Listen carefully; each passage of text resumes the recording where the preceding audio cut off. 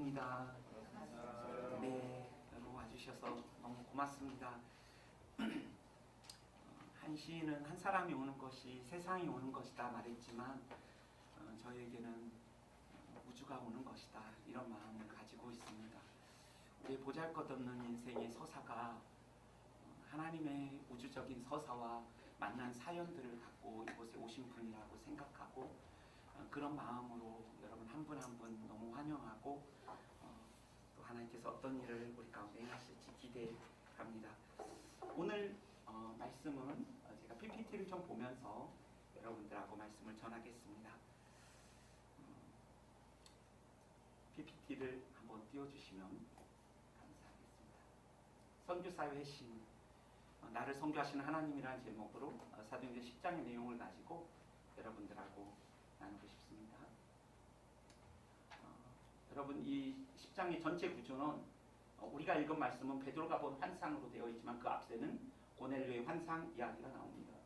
그리고 그 나머지 내용은 고넬료의 환상에 따라서 고넬료가 순종하여 두 명의 하인과 경건한 한 사람을 요파에 있는 베드로에게 보냅니다. 그리고 고넬료의 베드로를 영접하는 장면이 이제 고넬료의 집으로 가서 고넬료의 영접을 받고 베드로가 설교하는 그런 내용으로 10장의 전체 구조가 이루어져 있습니다. 여러분 선교는 단순히 복음을 전하는 기술적인 문제가 아니라고 생각합니다. 그것은 우리 자신, 즉 선교사 자신이 일평생 변화되는 기나긴 영적 여정입니다. 다른 말로 표현하면 선교는 단지 선교사가 선교지민을 위하여 선교하는 것만이 아니라 선교사 자신을 위한 선교임을 의미합니다. 이 말의 의미는 모든 선교사는 선교지민을 선교하시는 하나님을 생각합니다. 그러나 종종 많은 선교사들은 나를 선교하시는 하나님을 의식하지 못한 채 선교할 수 있다는 의미이기도 합니다. 저는 당지 선교를 나가는 교회에서 강의를 종종 하는데 그들에게 이런 이야기를 합니다. 특별히 2주 전에는 삿포로로 가는 팀에게 이야기를 했습니다. 삿포로의 공항에 내릴 때 삿포로를 바라보는 당신을 바라보시는 하나님을 의식하면 좋겠습니다. 이런 이야기를 했습니다. 나를 선교하시는 하나님을 놓치면 여러분이 선교지민에게 복음을 전하거나 물건을 나누어 줄 때 시혜자의 관점에서 나를 선교하시는 하나님이라는 그 의식을 못한 채 그들만을 선교하려고 할 것입니다. 이런 이야기를 했습니다. 그렇게 나를 선교하시는 하나님을 의식하지 못할 때 우리는 어떤 물건을 나누어 주면서 삿포로로 갔기 때문에 제가 일본어로 얘기했습니다. 여러분들 이렇게 물건을 나눠주면서 여기 어깨에 이빠이 뽕 후까시 이빠이 데스네 이렇게 할 수 있다고 제가 이렇게 좀 이야기를 했습니다. 일본어가 짧기 때문에 뽕 어깨 막 섞어가지고 썼는데 뭐가 일본어인지 모르겠습니다. 제가 조우리 교수님께 배운 것은 이빠이 이거 두 번 쓰면 강조하는 표현이라고 해서 이빠이 데스네라고 제가 얘기했습니다. 죄송합니다. 제 일본 분도 계시고 일본 선교사님도 계신데 좀 부끄럽습니다. 제가 무슨 얘기를 하고 싶었던 걸까요? 선교사가 어떤 존재인지, 선교를 하는 사람은 어떠한 마음으로 가야 되는지를 이야기하고 싶었던 거죠. 마중물과 같이 한 바가지의 물이 부어지면 자신은 사라지죠. 그리고 디딤돌과 같은 존재로, 그리고 소리, 실체가 사라졌죠? 우린 실체가 되지 못하면 굉장히 어려워하죠. 그러나 사라지는 소리여도 영광스러운 존재로 인식하는 것을 이야기했고, 데이빗 보시가 이야기한 스페어 타이어, 바울은 자신이 1년 6개월 동안 열심히 섬겼던 그 교회를 향하여 운전대를 잡으려고 하지 않았다. 그는 스페어 타이어로 자신을 인식했다. 그리고 그 스페어 타이어로 인식한 자신조차도 사용되지 원치 않았기 때문에 고린도 교회를 열심히 섬겼고 기도했다. 그리고 한 선교학자는 우리는 비계와 같다. 지금 제 살에 있는 비계가 아니라 나를 비자의 층계계자. 이 앞에 건물이 새로 지어졌거든요. 그때 비계를 설치했습니다. 바로 철거됐습니다. 마치 선교사는 그런 존재라는 것이죠. 그래서 여러분 들어보셨겠지만 스리랑카의 다니엘 닐스라는 목사는 선교는 한 거지가 다른 거지에게 어디서 빵을 얻을 수 있는지를 알려주는 것이다. 똑같은 산거지죠. 다만 우리는 생명의 양식 되신 그리스도로 인하여 살았지만 오늘 또 생명의 양식 되신 그리스도로 인하여 살지 않으면 살 수 없는 여전히 환자이며 의원이신 그리스도를 영화롭게 할 수 있는 유일한 길은 복음 앞에서 내가 얼마나 헐벗고 굶주렸는가를 인식하는 환자로서 복음을 필요로 하는 존재로서 선교해야 함을 말하고 싶었던 거죠. 그들에게. 선교사는 시혜자로 가는 것이 아니라 수혜자로 가는 것이고, 선교사는 학생으로 가는 것이고, 질문하는 자로 가는 것이고, 의원이신 그리스도를 필요로 하는 존재로 가야 한다는 사실을 그 단기 선교 짧게 가는 그분들에게 정말 말하고 싶었습니다. 그리고 그들에게 이야기했습니다. 여러분이 미션 트립을 갔다 와서 선교 보고를 할 때 우리 팀이 무엇을 했는가 보다 우리가 어떻게 그들로부터 섬김을 받았는지를 나눌 수 있으면 좋겠다고 얘기했습니다. 이런 선교를 하려면 훨씬 더 깊은 차원의 고민과 진지한 수고의 과정이 필요하다고 얘기했습니다. 그리고 그분들에게 이야기했습니다. 그래서 선교 보고를 하면서 우리의 어깨에 뽕과 훅가시가 들어간 얘기 말고 어떻게 선교 지민들에게 어깨에 힘을 주고 훅가시가 들어가는 그런 선교를 했는지를 여러분이 나눌 수 있으면 좋겠습니다.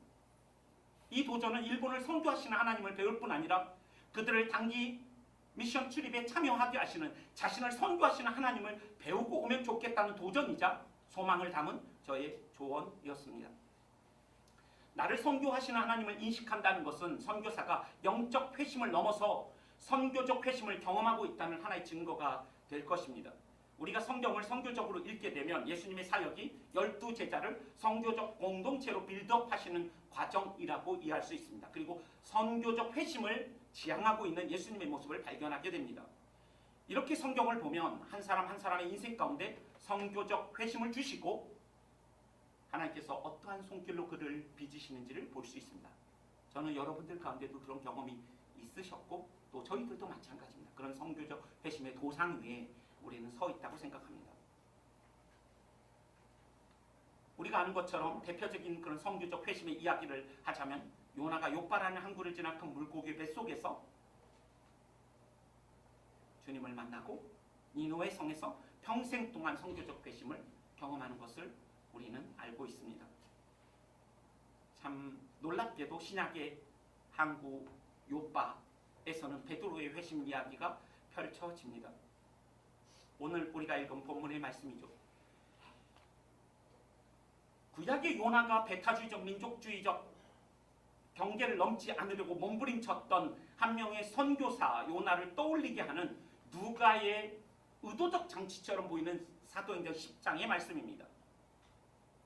피장이 시몬의 집이 욥바에 있었고 이 집에 머물렀던 베드로의 이름은 바요나 시몬입니다. 요나의 아들이라는 것이죠. 구약의 요나가 선교적 회심을 하지 못하고 자신의 민족주의, 배타주의적 경계 안에 갇혀 있었던 것처럼 신약에서는 요나의 아들인 베드로, 시몬이 여전히 배타주의적 우월주의에 사로잡혀서 선교적 회심을 하지 못한 채 자신의 경계 안에 갇혀 있는 모습을 보여줍니다. 구약의 요나와 신약의 요나의 아들 베드로의 선교적 회심에 관한 말씀이 오늘의 말씀입니다. 구약의 선지자와 신약의 사도에게 선교적 회심이 필요했다면 21세기 모든 선교사와 성도에게 선교적 회심이 필요하지 않다고 말할 수 있는 사람이 누가 있겠습니까?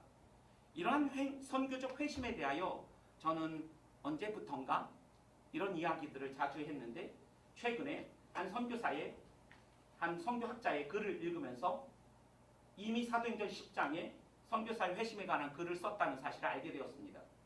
여러분 이 책은 이제 곧 번역될 것입니다. 그리고 저희에게 빛이 될 건데 최영근 교수가 이 책을 번역했습니다.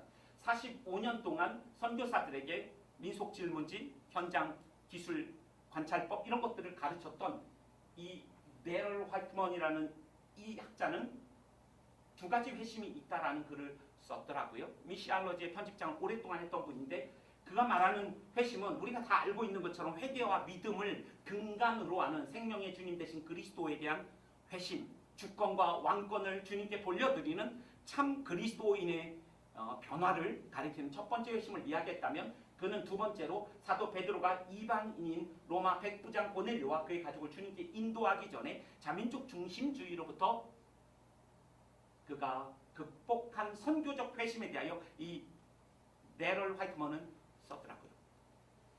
제가 그 책의 내용은 자세히 읽지는 않았습니다. 그래서 자세한 내용은 알 수 없지만 이전부터 저 역시도 이 베드로와 요나를 성교적 회심이라는 관점에서 보았기 때문에 이 말씀을 가지고 우리에게 어떤 선교사의 회심이 필요한가 이런 이야기를 세 가지로 오늘 여러분들과 나누려고 합니다. 저희가 이제 월요일마다 하는 작업은 강해식 큐티 작업인데 메시지 명제를 정하고 전한 문구를 만들곤 합니다. 그래서 제가 메시지 명제를 미리 만들어 보면 선교사는 성교적 회심을 경험해야 한다.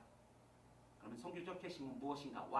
What이라는 단어로 여러분들과 성교적 회심이 무엇인지를 나누려고 합니다. 첫 번째는 우월주의로부터 자유케 하는 회심입니다. 여러분 천국에서 만날 수 없는 사람이 있다고 합니다. 교만한 사람이라고 하죠.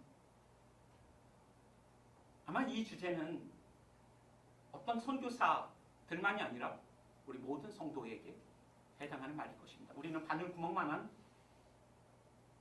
어떤 다른 사람과 비교와 경쟁 속에서 의로움이 발견되면 정말 다양한 모습으로 우리는 우월주의 가운데 빠집니다. 서구 선교 신학자들은 자신의 선교를 돌아보면서 자신들의 선교가 부성애적 우월주의, 온정주의, 부성애적 온정주의에 빠져 있었다라고 통렬하게 반성했습니다. 그러나 이 반성은 오늘날 한국 선교사에게도 그리고 저에게도 우리 모두에게도 주의 깊게 우리가 보아야 하는 부분이라고 생각합니다. 여러분 우리가 이 말씀의 배경을 잘 알죠? 하나님께서 베드로에게 나타나셔서 마침 그때 베드로가 굉장히 배고팠을 때였습니다. 시장기가 이렇게 아주 차 올랐을 때 환상을 보여주시는데 하나님께서 잡아먹으라 라고 말씀하시자 엄청 기뻤습니다. 어떤 음식을 이 하늘로부터 보자기에 담아서 하나님이 내려주시는 걸까? 엄청 기대하고 그 물건을 받더니 부정한 음식들입니다. 그래서 내가 결코 먹을 수 없나이다. 아주 단호하게 베드로는 하나님께 말하자 하나님께서 다시 먹으라, 잡아먹으라 라고 말씀하십니다. 결코 먹을 수 없나이다. 또 이야기합니다. 그때 또 음성이 들립니다. 세 차례에 걸쳐서 내가 정하다 한 것을 너가 부정하다 하지 말라. 팽팽한 긴장 속에서 오갔던 이 세 번의 대화 속에서 베드로의 확신 어린 이 세 번의 외침, 그럴 수 없나이다 라는 이 고백은 단순한 음식 교례에 대한 고집이 아니라 그의 평생 뼛속 깊이 형성되어 온 세계관과 정체성의 자연스러운 발로였습니다. 우리도 하나님의 일을 하는 데 있어서 하나님보다 강한 나의 확신이 때로는 작용하는 것 같습니다. 그런데 그러한 베드로의 확신이 분열되는 시간이었습니다. 하나님께서는 그가 확신하고 있던 것들을 언러닝, 해체시키시고 다시 리러닝하게 하시는, 내가 깨끗하다 한 것을 속되다 할 수 없다라는 그 궁극적 가르침을 주시기 위하여 지금 하나님께서는 베드로 가운데 작업을 하고 계시는 것이죠. 이때 베드로는 이런 생각을 좀 해봤어야 되는 것이 아닐까요? 너무나 글씨가 작습니다. 이렇게 작을 줄은 미처 몰랐습니다. 중요한 단어는 유대인들이 자신의 전통을 지키기 위하여 하나님의 계명을 무시하는 여러 가지 방법들을 가졌었다라고 말씀하시는 것입니다. 어쩌면 베드로가 예수님을 3년간 쫓아다니면서 이러한 것들에 직면했을 때 그는 이런 말씀을 생각해야 됐는지도 모르겠습니다. 그리고 예수님이 사마리아로 가셔야만 했다라는 그 말씀을 기억해야 했는지도 모르겠습니다. 예수님이 실제로 승천하시기 전에 온 유대와 사마리아와 땅끝까지 이르러, 예루살렘과 온 유대와 사마리아 땅끝까지 이르러 증인이 되라고 말씀하셨지만 베드로는 초대교회의 수장으로서 이것들을 순종하지 않았습니다. 그러나 그는 이 10장 이전에 빌립이 스데반의 사건 이후에 어쩔 수 없이 흩어져서 그들이 빌립을 통하여 이 사마리아에 이르렀고 그 사마리아의 기쁨의 도시가 되었으며 천사가 그에게 나타나 에디오피아의 네시를 만나도록 저 남쪽으로, 저 가사라는 땅으로 내려갈 것을 명령하셨던 이야기를 들었는지도 모르겠습니다. 어느 학자는 이 사마리아로 간 선교를 향하여 유대인들의 진정한 선교의 시작이었다라고 말합니다. 경계를 넘어서는 자신의 수많은 우월주의로부터 자유케 하는 그 선교적 회심의 첫 말씀이 사도행전 8장에 이미 있었음에도 불구하고 여전히 베드로는 의아해합니다. 17절에 보면 그가 의아해했다라는 이 원어의 의미는 사면 초가의 상태, 진퇴양난의 상태, 공동번역은 그래서 어리둥절했다라고 말하고 있습니다. 환상의 의미를 전혀 이해하지 못하는 상태입니다. 한 번도 의심한 적이 없고 다른 여지가 없던 견고한 틀에 균열이 생기기는 했지만 그는 여전히 이해하지 못하고 있습니다. 바로 그때 고넬료가 보낸 3명의 사람들이 도착하고 여전히 비몽사몽간에서 그는 어리둥절하고 있는 이 베드로에게 주님이 또 말씀하십니다. 직접 성령께서 말씀하시기를 일어나 내려가 의심하지 말고 함께 가라 내가 그들을 보내었는데 4번에 걸쳐서 저 이방인들을 만나야 한다고 성령께서는 직접 말씀하십니다. 그래서 그는 일어나 내려가 그들과 하룻밤을 머뭅니다. 여기 성경에 잘 나와 있지 않기 때문에 무드장이 시몬의 집에 있었잖아요. 이 말씀도 정말 이해가 되지 않는 말씀입니다. 무드장이라는 것은 가죽을 다루는 피를 만진 레위기의 말씀에 보면 부정한 자 어떻게 그의 집에 머물 수 있었을까? 굉장히 의도적인 하나님의 이 빌드업 과정을 느끼게 하는 그러한 단계 같습니다. 저는 베드로가 시몬에게 묻고 이들을 묻게 했어야 되는데 물었다는 얘기가 없어서 나중에 천국 가서 묻고 이들을 묻게 했는지 한번 묻고 싶습니다. 이튿날 그는 일어나 그들과 함께 주님의 말씀대로 욥바에 있던 형제들과 가이사랴로 갑니다. 여러분 가이사랴는 유대 땅에 있었지만 가장 유대적이지 않은 로마 문화의 중심지였고 이방인의 도시였습니다. 욥바가 가장 오래된 이스라엘의 닫힌 항구였다면 가이사랴는 열린 항구이자 복음이 유대를 넘어 세계로 뻗어나갈 수 있는 그런 전략적 도시였습니다. 베드로는 성령님의 설득에 의하여 욥바를 떠나 가이사랴로 가는데 50km 정도의 거리입니다. 여기 우리가 그림을 보았죠? 50km 정도의 거리입니다. 이 욥바에서 가이사랴로 그는 가게 됩니다. 그리고 그 집에 도착했고 그 집에 도착한 이후에 고넬료가 사람들을 이미 다 모아놨습니다. 그때 베드로를 본 고넬료는 신적인 존재를 본 것이냐 그 발 앞에 엎드리자 고넬료의 환대 앞에 베드로는 그를 직접 일으켜 세웁니다. 나도 사람이라. 이것도 놀라운 장면입니다. 이방인을 직접 베드로가 손을 내밀어서 그를 잡았고 그를 일으켰다는 것은 너무나 놀라운 일입니다. 28절에 보면 유대인으로서 이방인과 교제하며 가까이 하는 것이 위법인 줄 불법인 줄 너희도 알고 있을 것이다. 베드로는 여전히 그가 이방인을 만나는 것을 불법과 위법이라고 정의하고 있습니다. 그런 강한 확신 가운데 사로잡혀 있던 이 베드로가 지금 하고 있는 이 행동은 예사롭지 않고 굉장히 놀라운 장면이라고 생각할 수 있습니다. 그래서 김득중이라는 신학자는 이 말씀을 예사롭게 보지 않고 율법에 대해 절대적 복종을 강조하던 시대의 안목을 가지고 이 말씀을 보아야 한다고 말했습니다. 유대인 베드로에게 백부장 고넬료는 가능하면 멀리하고 싶은 대상이었을 것입니다. 유대인 열심 당원이었다면 암살 대상 면당 중에 있을 사람이 고넬료 백부장이었을 것입니다. 실제로 무거운 세금을 유대인에게 부과하고 유대를 점령하여 억압하던 존재였으니까요. 베드로가 유대 땅임에도 불구하고 이방인의 땅 가이사랴로 가서 이처럼 행동하고 말하고 있는 것은 경계의 경계를 한 뼘 한 뼘 넘어가고 있는 것과 같습니다. 이러한 과정을 통하여 베드로의 파편적 경험이 의미 있는 체험으로 바뀌어가고 있습니다. 3차례에 걸친 환상과 오고 간 하나님의 말씀과 만나서 내려가서 만나고 의심 없이 가고 내가 그들을 보내었다는 성령의 이러한 설득은 그의 신앙과 신학과 문화의 경계를 넘어 초문화적 회심을 도모하시는 하나님의 손길이었다고 보여집니다. 고넬료의 회심을 다루고 있는 이 말씀은 선주사로 부름받고 보냄받은 우리 모두에게도 필요한 말씀일 것입니다. 선교적 회심을 경험하는 베드로는 옳고 그름과 정한 것과 부정한 것과 그리고 애매모호함을 견디지 못하는 경계 집합적 신학과 신앙에서 벗어나고 있는 것 같습니다. 바리새인과 달리 전통을 지키기 위하여 하나님의 뜻을 무시했던 과거에서 떠나 문화적 경계를 넘어서는 자유와 능력을 경험하고 있습니다. 새로운 사람을 만난다는 것은 중심을 떠나 변방으로 간다는 것은 변화와 성숙과 자유를 누리는 통로가 됩니다. 경계를 넘는다는 것은 힘을 필요로 합니다.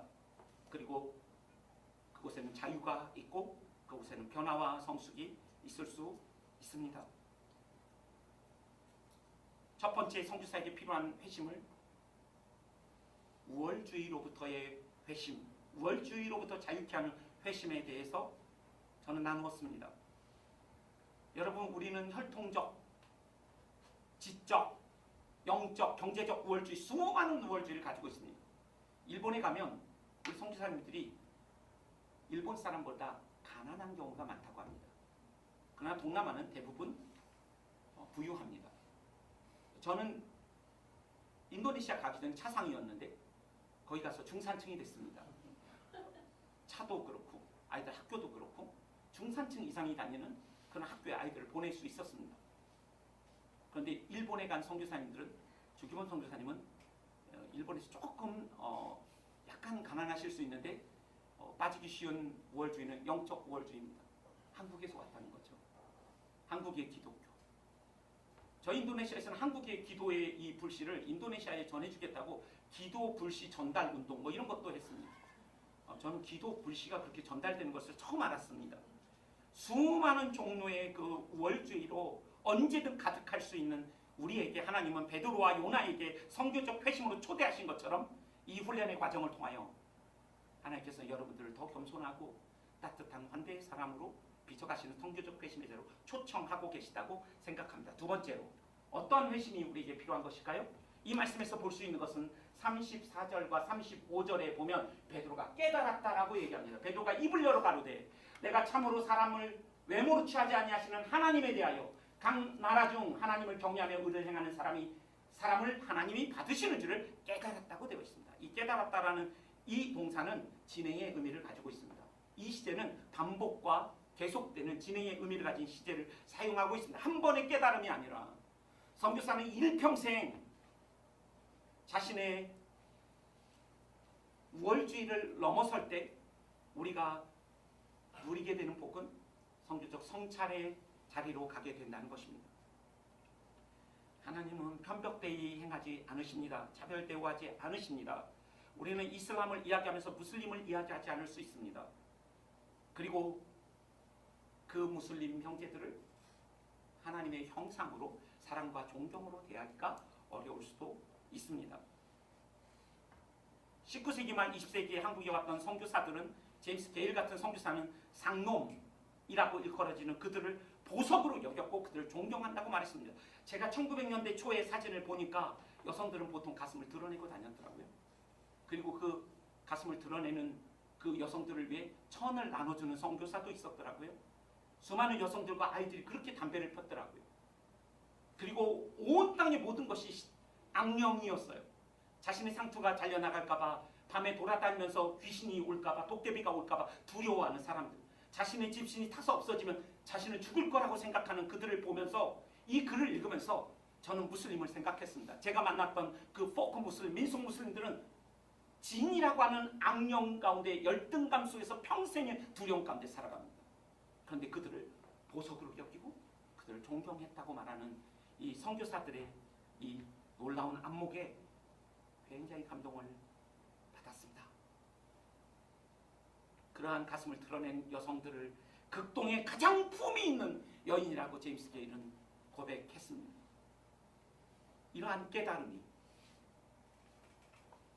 선교하시는 하나님께서 나를 선교하실 때 어떤 일이 일어나냐면, 한 사람을 하나님의 형상으로 보게 되고 그들을 존경하게 되고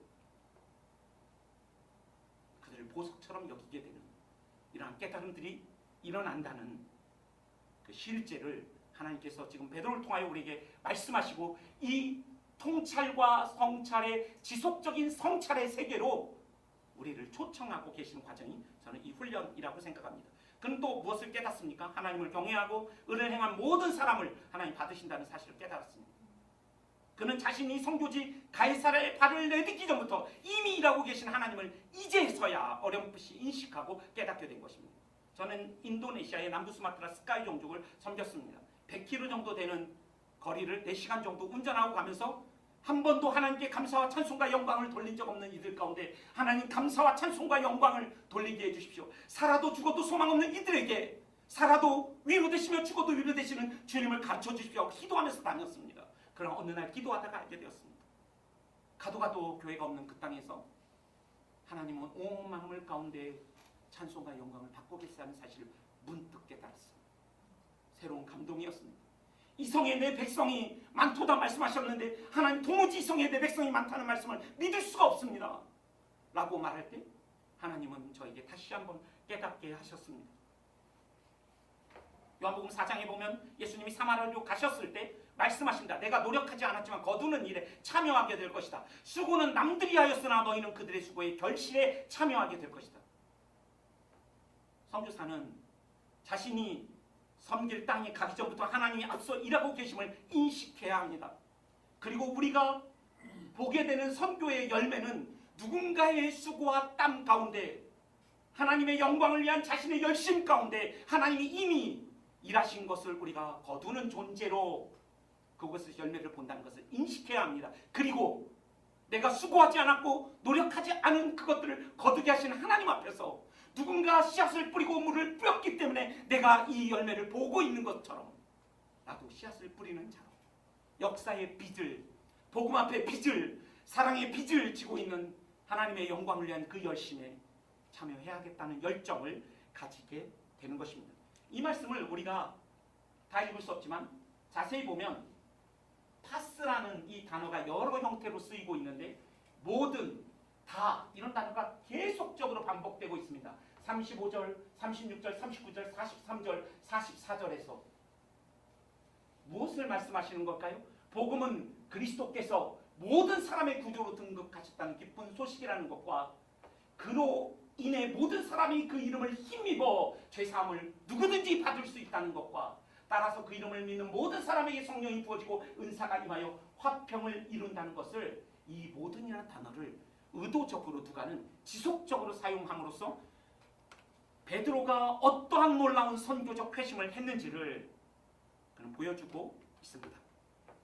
이러한 베드로의 깨달음과 성찰은 복음이 재해석되고 확장되는 결과를 가져왔습니다. 제가 선교사로서 저의 선교의 짧은 여정을 돌아보면 전문 용어인데 뻘짓을 많이 했다라는 생각을 할 때가 있습니다. 특히 타문화권 무슬림을 통하여 제가 알고 있는 복음이 충분히 새롭게 재해석되지 못했다는 그런 반성적 성찰을 제가 해보게 됩니다.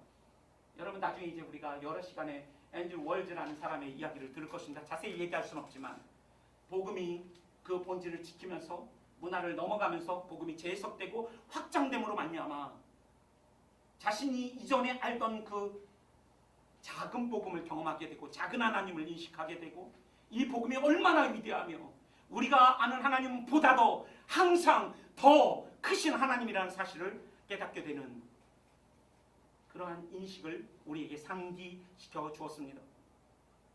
앤드류 월즈는 이러한 재해석과 이해의 확장이 복음의 본질을 훼손하는 것이 아니라 오히려 복음이 가진 무한한 적응성과 보편성을 증명하는 것으로서 우리에게 설명할 뿐 아니라 복음은 각 문화 안에서 옷을 갈아입으며 각 문화의 사람들에게 가장 적절한 방식으로 다가가고 이해함으로써 그 생명력을 유지하고 확장되어 간다는 통찰을 우리에게 주었습니다.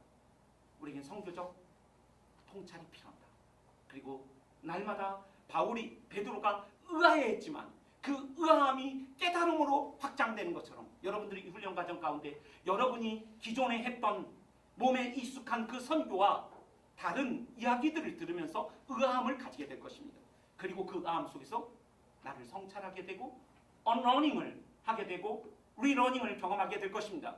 그리고 우리가 가지고 있던 포메이션이 리포메이션이 되고 트랜스포메이션이 되는 그러한 경험들을 이 훈련 과정에서 경험하게 될 거라고 저는 개인적으로 생각합니다. 그리고 그것을 위해 기도하고 있고 그렇게 계속 기도할 것입니다.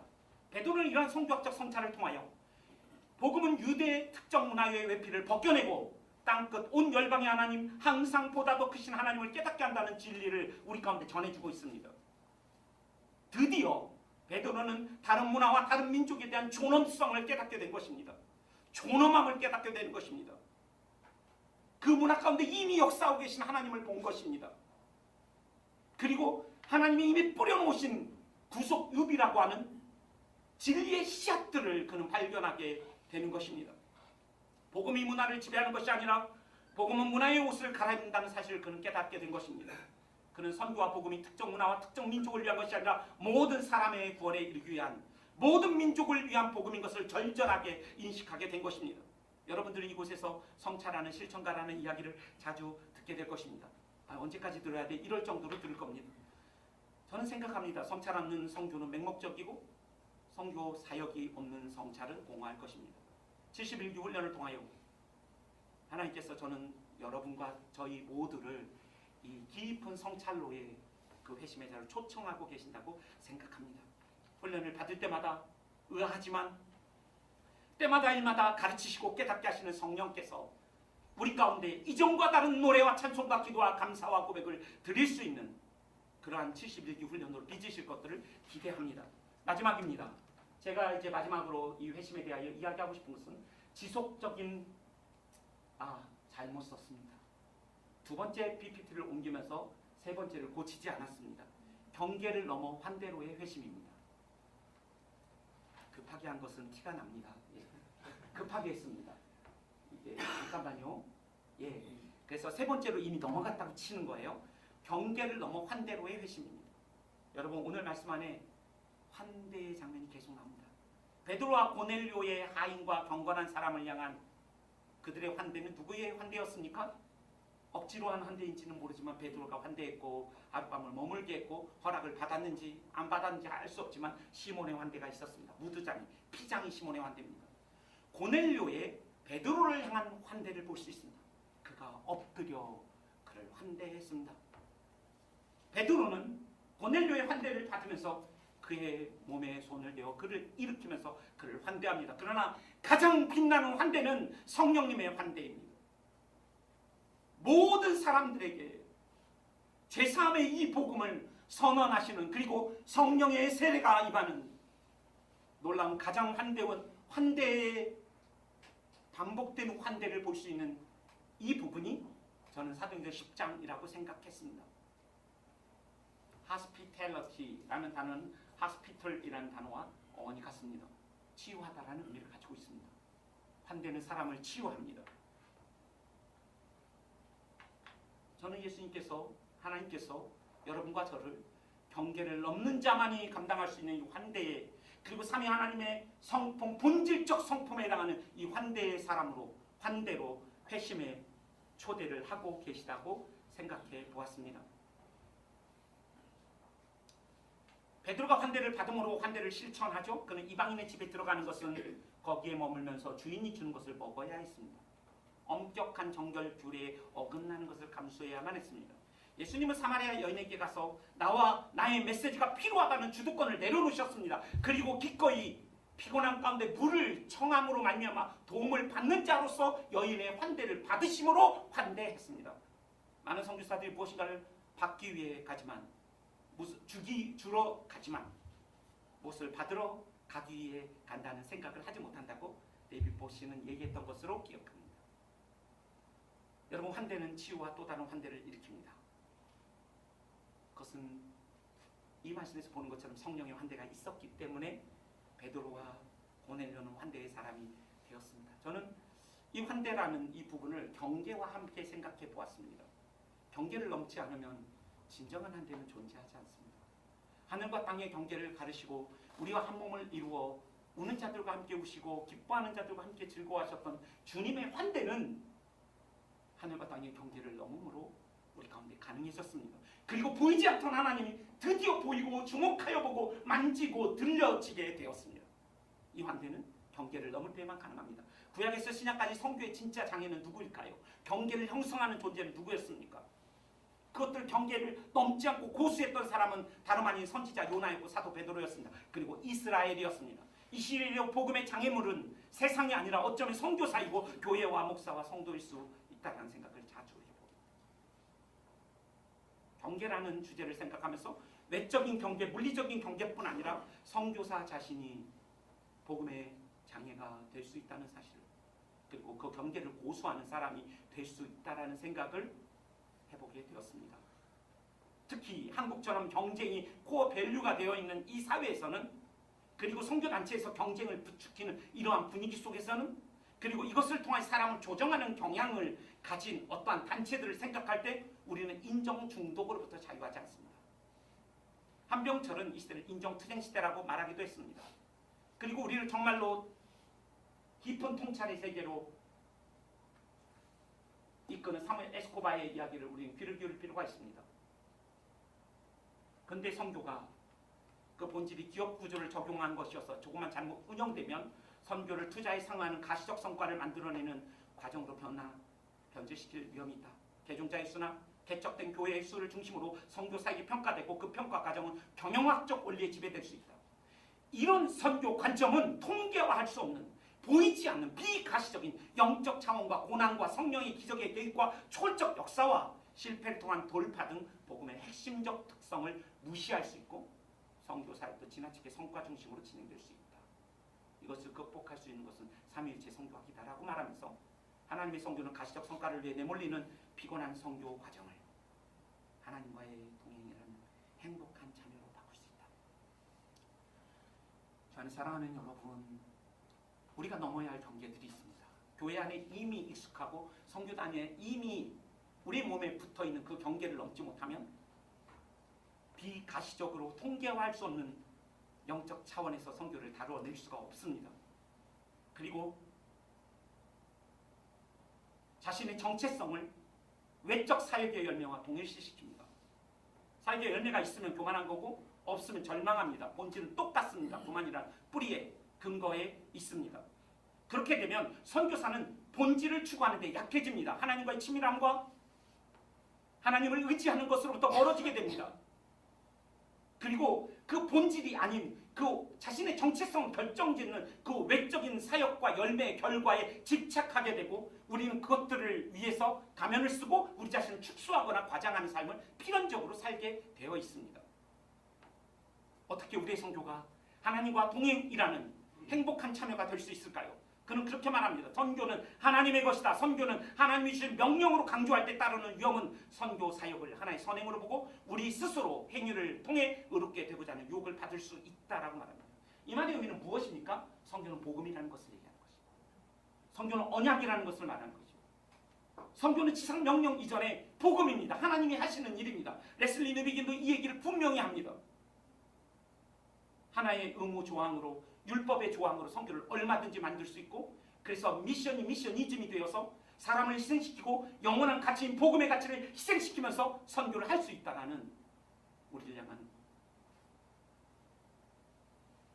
도전의 말씀이기도 합니다. 저 안에 사랑하는 동역자 여러분, 교회가 외적인 열매와 가시적인 성과를 기대하고 요청하기 때문에 우리 안에 깊이 잠들어 있는 아니 이미 발현되고 있는 인정 중독을 불러일으킬 수 있는 요인을 제공하고 선교사시 공범이 되는 위험 앞에 서기도 합니다. 저는 늘 이야기합니다. 선교는 영광스럽지만 위험하다. 위험한 소명이다. 환대로 가기 위하여 넘어야 하는 경계는 외적인 요소, 문화적, 민족적, 성별, 윤리적, 사회적, 문화적, 신학적, 인종적 장벽보다 더 우리가 깊이 이 훈련을 통해 살펴보아야 하는 것은 우리 자신입니다. 문화인류학은 인간학입니다. 선교를 하는데 우리가 사람을 너무나 모르고 사람을 모른다는 것을 모릅니다. 모르는데 안다고 생각합니다. 그리고 자기가 알고 있는 인신론적 전제에 대한 성찰이 없기 때문에 인식이 없기 때문에 성찰이 일어나지 않습니다. 그런 의미에서 저는 하나의 표를 잠깐 보여드리고 싶습니다. 어떻게 우상의 경계를 넘어 환대로 갈 수 있겠는가? 여러분 우리 안에는 이러한 우상들이 자리합니다. 힘과 인정과 편안함과 통제하고 싶은 욕구들입니다. 이런 것들을 추구하는 사람들은 필연적으로 주변 사람들이 행복하지 않습니다. 힘을 추구하는 사람에게는 이용당한다고 생각합니다. 그리고 이용당했다는 사실을 언젠가 알게 됩니다. 끝없는 지지와 사랑과 관계를 추구하는 사람은 주위 사람들이 질식하고 숨막힙니다. 편안함을 추구하는 사람은 이기적인 편안함 속에서 주위 사람들은 방치됩니다. 누군가를 통제하고 싶은 그 욕구를 가진 사람들은 주변 사람들의 판단하고 비판하게 됩니다. 그러나 이 우상의 진짜 문제는 다른 사람들이 안 행복할 뿐 아니라 우리가 안 행복합니다. 이 힘을 추구하는 우리의 중심에는 분노라는 기제가 작동하고 있고 인정과 지지와 사랑을 추구하는 사람의 비겁함이 자리하고 컴포트를 추구하는 사람은 권태와 무력함이 있으며 수많은 염려와 걱정으로 통제 욕구가 발현됩니다. 여러분 스카펠이라는 사람은 거짓의 사람들이라는 책에서 그가 원래는 넌크리스찬이었죠. 그러나 귀신 들림에 대하여 백악관 정신과 의사로서 연구하다가 그는 예수님을 믿게 됩니다. 그리고 그는 죄와 악을 구분하게 됩니다. 죄는 단순한 실수나 도덕적 실패로 그는 보지만 악은 훨씬 더 깊고 파괴적인 개념이라고 그는 말합니다. 그리고 악한 사람들은 자신의 불완전함과 죄를 직면하지 않기 위하여 이를 숨기기 위하여 거짓말과 책임 회피를 한다고 그는 말했습니다. 그러면서 그가 이런 이야기를 합니다. 자세히 이야기할 시간은 없지만 그럼 가장 악한 존재가 누군가? 부모가 그런 존재가 될 수 있고 가장 악을 숨길 수 있는 좋은 것이 어디인가? 종교라고 말합니다. 그리고 그것들을 가장 잘 감출 수 있는 사람 누구인가? 성직자라고 말합니다. 너무나 두려운 말씀으로 다가왔습니다. 그분의 이야기가 너무 두려웠습니다. 저는 피니싱 웰 하신 선교사님을 보면 그렇게 부럽습니다. 경건한 어른이 없어 고통하는 이 선교기간 안에 경건한 어른들을 볼 때마다 얼마나 감사한지 모르겠습니다. 여러분들은 그런 선배님들을 만나게 될 거라고 제가 생각합니다. 우리가 바라는 모든 것, 이러한 것들을 모두 얻는다 할지라도 그리스도를 잃어버리고 그리스도를 닮아가지 못하고 있다면 그것은 우리가 할 수 있는 인생 최대의 뻘짓이 될 것입니다. 선교사로 부름을 받은 우리에게 남아있는 죄의 오염과 죄의 영향과 악의 문제에 대한 깊은 성찰이 우리에게 필요합니다. 저는 이 훈련의 과정이 복음 앞에 우리가 서는 과정이 되면 좋겠습니다. 이러한 모든 회심은 사실은 복음 앞에서 일어납니다.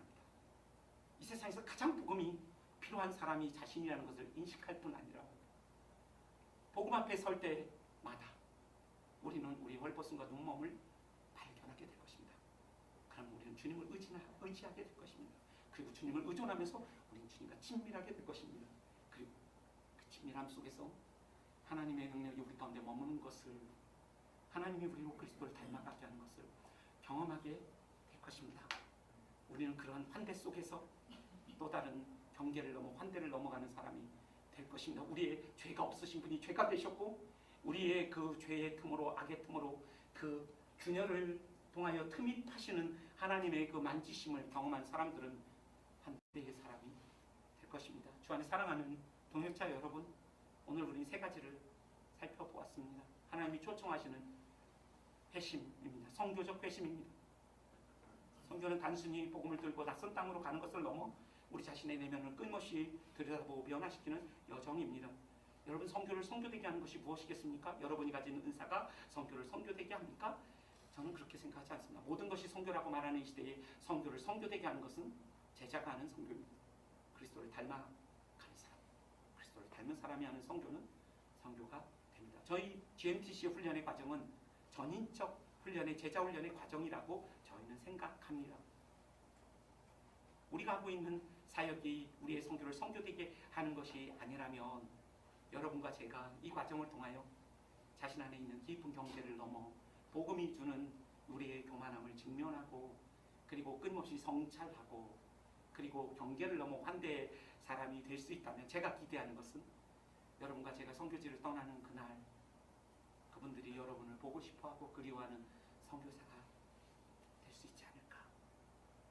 그러면 그 선교는 감히 성공한 선교라고 말할 수 있지 않을까. 71기로 더 깊은 선교 회심의 자리로 저는 여러분들과 저를 초청하셨다고 생각합니다. 다시 한번 기억합시다. 선교지민을 선교하시기를 원하시는, 선교하시는 하나님이 여러분을 선교하기를 원하십니다.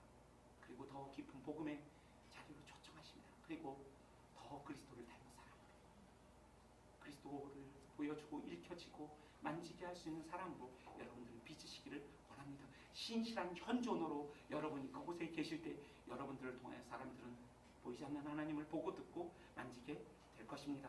이 훈련을 통하여 그런 하나님을 만나고 고집스러운 모난 나의 경계를 넘어 환대의 사람으로 변화되고 성숙할 것을 기대하고 같이 기도했으면 좋겠습니다. 저희는 GMTC 훈련이 하나님이 마음껏 훈련하실 수 있는 공간을 내어드리는 것이라고 생각합니다. 저희는 열심히 또 준비하고 최선을 다하겠습니다. 그러나 하나님이 하실 것입니다. 하나님이 저희가 원하는 것보다 여러분들 가운데 더 큰 부흥과 더 깊은 회심의 자리로 이끄시기를 원하신다고 생각하기 때문입니다. 자, 우리 기도하고 싶습니다. 제가 잠깐 기도의 문구를 좀 적어봤습니다. 여러분, 우리는 오늘 나를 선교하시는 하나님이 우리를 선교적 회심의 자리에 초대하신다는 말씀을 들었습니다. 하나님 무엇을 원하실까요? 탁월한 역량을 발휘하는 선교사, 저는 그 이전에 죄를 안 짓고 잘 사는 선교사로 빚으시는 것이 아니라 은혜를 덧입는 사람으로 생명의 양식된 그리스도를 날마다 의지하여 사는 하나님의 환대 안에서 환대의 사람으로 변화가는 그 길로 우리를 초청하고 계시다고 생각합니다. 여러분, 이 훈련을 통하여 하나님 앞에 내가 누구인지를 더 깊이 볼 수 있도록 구합시다. 그리고 그 부족함을 볼 때 여러분, 펠릭스 나비다 즐거운 행복한 성탄 이런 뜻이라면서요.